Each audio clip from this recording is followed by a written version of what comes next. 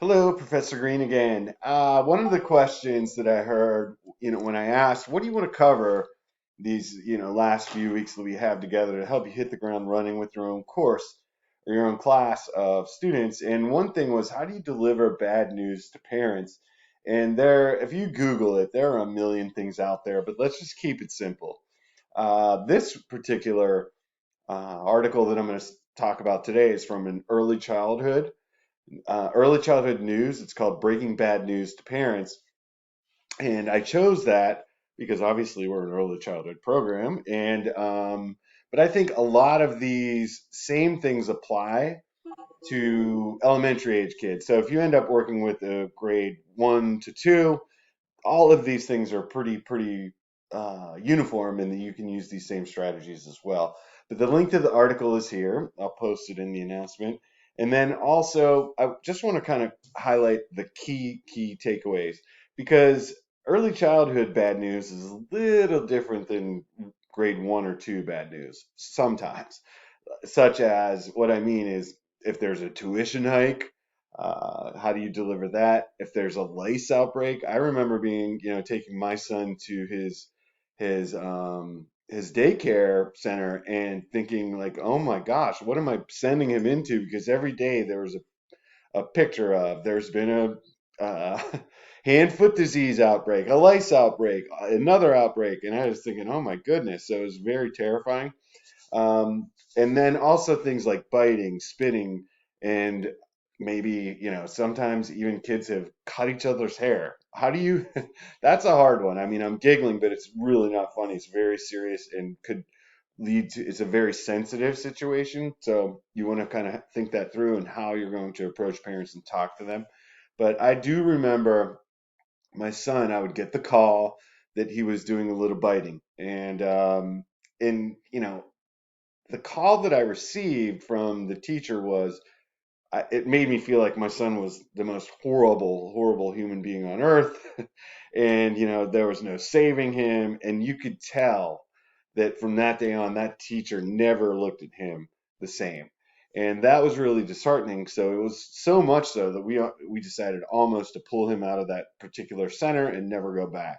That's, the way we talk to parents have a lasting impression, because you are the face of where you work. You are the face of your center or school, whatever it might be. So it's very important to deliver bad news in a way that is productive, non-judgmental. Definitely non-judgmental is in this particular article, but don't judge. We don't know what's happening at home. We don't know what's happening with that student. For instance, my son just moved from his neighborhood.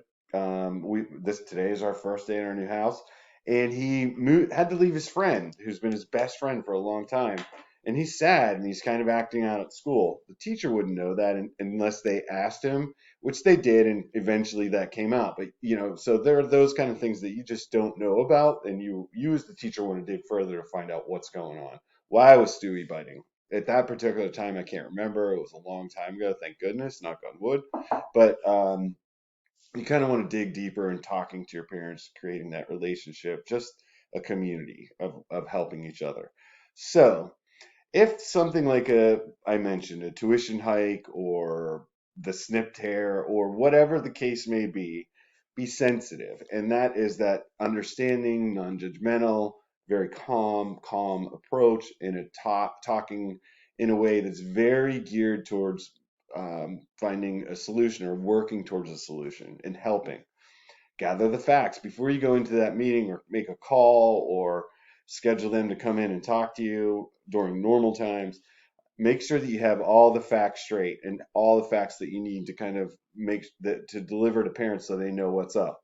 And then make sure it's a quiet place. This sounds obvious, but you don't want to have a really kind of a hard emotional conversation in the middle of the lobby where everybody can hear.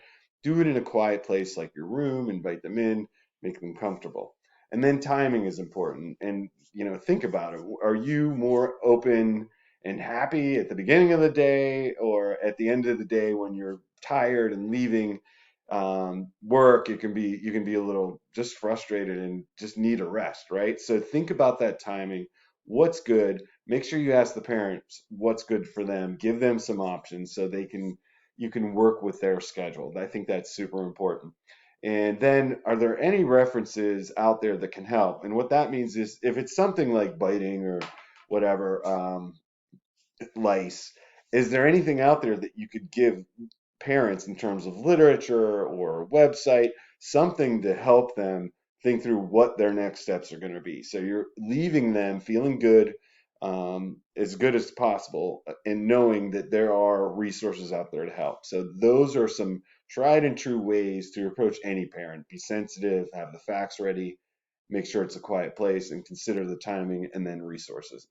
These are geared again towards early childhood students, but work with any students of any age, really. So thank you.